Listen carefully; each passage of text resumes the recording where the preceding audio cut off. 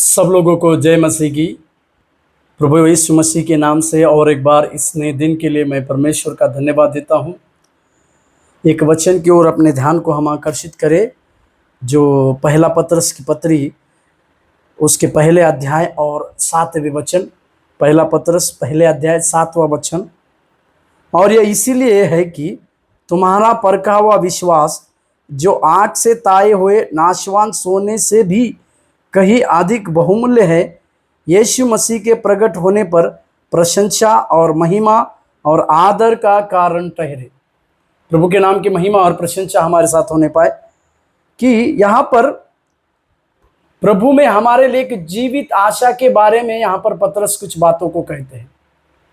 मसीह का जी उठना हमारे लिए एक जीवित आशा के रूप में वो कहते हैं।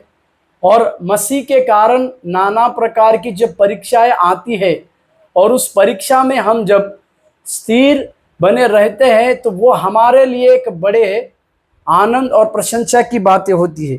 इसी के लिए हमारा जब विश्वास परखा जाता है, प्रभु के ऊपर हमारा जो विश्वास परखने की बातें होती है, और उस परखे जाने वाले उस विश्वास के बाद हमारे जीवन की बढ़ोतरी की बातें, हमारे जीवन में होने वाली हमारे जीवन में परीक्षा के बाद और विश्वास परखे जाने के बाद जो रिवार्ड के रूप में जो बातें देने मिलने वाली है, उस बातों का भी वर्णन यहाँ पर पतरस करते हुए हम देखते हैं कि हमारा विश्वास परखे जाने के बाद हम एक नाशवान सोने से अधिक बहुमूल्य बनते हैं।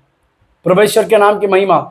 जब कभी भी परीक्षा में हम होते हैं और उस परीक्षा में हम अपने विश्वास की डाल को थामे रहते हैं, तो हम उस नाशवान होने वाले उस सोने से भी, नाशवान सोने से भी कहीं अधिक बहुमूल्य बनते हैं।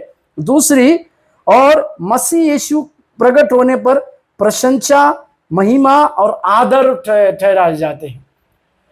इस चार बातों को आज सवेरे के समय में आप और हम समझने पाए। एक, जब हमारा विश्वास परखा जाए तो उस नाशवान सोने से अधिक बहुमूल्य हम बनते हैं।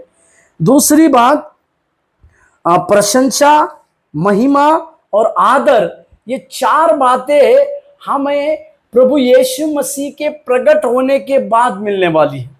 तो इसका मतलब हम इस परीक्षाओं में ना केवल हमें स्थिर रहने की आवश्यकता है, परंतु आगे की ओर हमें यह देखना है कि जब मसीह यीशु प्रकट होगा, आदर, महिमा और प्रशंसा, ये तीन चीजें हमें एक पुरस्कार के रूप में प्रभु यीशु मसीह से मिलेगी।